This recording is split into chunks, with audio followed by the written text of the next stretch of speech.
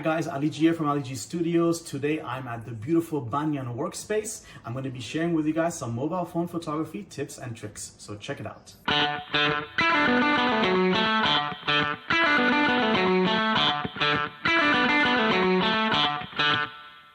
I've got a little trunk space here that I've used with some texture, and I'm going to come over and put this right here, and I'm going to put the extra tomatoes a little bit to the side for the styling of it to make it look more interesting.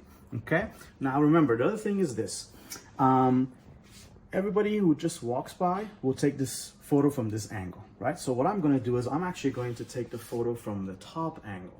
Okay, and that's what we call a flat lay in food photography.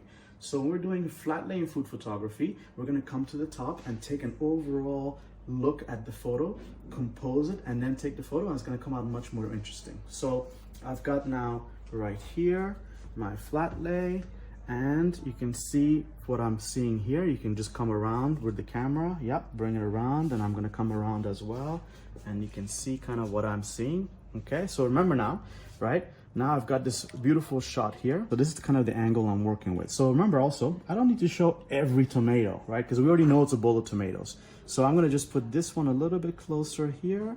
I'm gonna bring this one in a little bit. And then I go ahead, and that's my tomato food photo. So guys, check it out. Okay, a lot more interesting than just passing by and taking the same food photo that everybody else is taking. Thanks again for watching. Please make sure you check us out, Banyan Workspace, and also Ali G Studios on YouTube. Thank you.